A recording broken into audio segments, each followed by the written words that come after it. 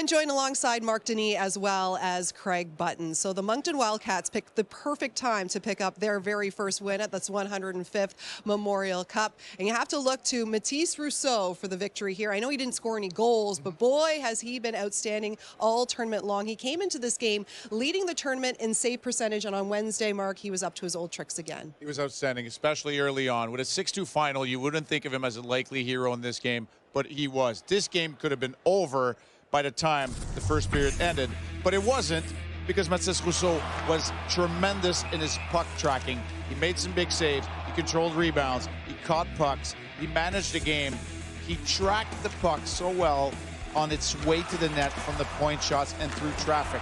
Mathis Rousseau kept his team in the game, although they were trailing by one. He was by far the best Moncton player. Gabe Smith ended up being the player of the game, 2 goals and 2 assists, and he said Mathis Rousseau has been their best player. Gabe Smith has no chance to be the player of the game unless Mathis Rousseau was as brilliant as he was in the first period. .942 save percentage for the tournament. Those are big-time numbers. That's it. And he has been consistent for the Moncton Wildcats, as we said, all tournament long. What hasn't been, though, has been the offensive side of things. You know, this was the team that led the CHL in scoring during the regular season. Only 3 goals in their first 2 games, but they exploded for 6.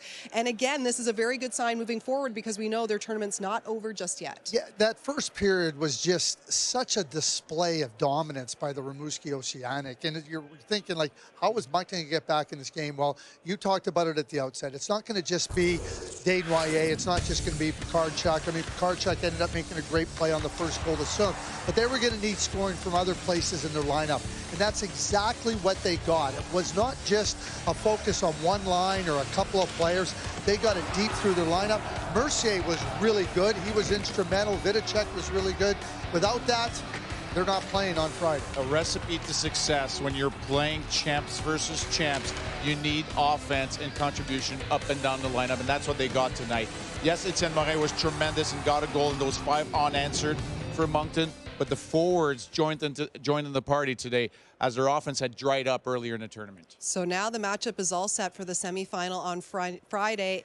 It is the same one we saw in Game 2, the London Knights getting the overtime victory over the Moncton Wildcats. What are we going to expect here in this rematch, Craig? Well, I think if you're the Moncton Wildcats, you know you can play well. Now you understand what you're up against with the London Knights. The London Knights have 3 excellent centers. They're going to grind you. We know that the big boys are going to play, Sam Dickinson and Easton Cowan. They're going to play hard. They're not going to give you a lot of space. That overtime game was tight.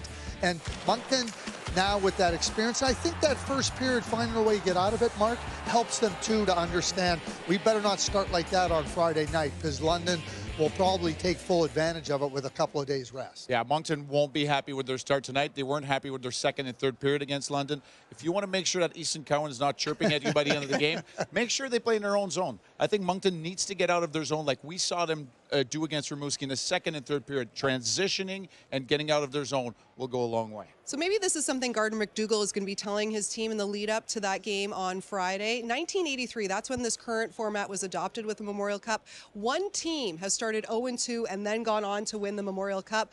That was the Windsor Spitfires, did it in 2009. Where was that 2009 Memorial Cup, Craig?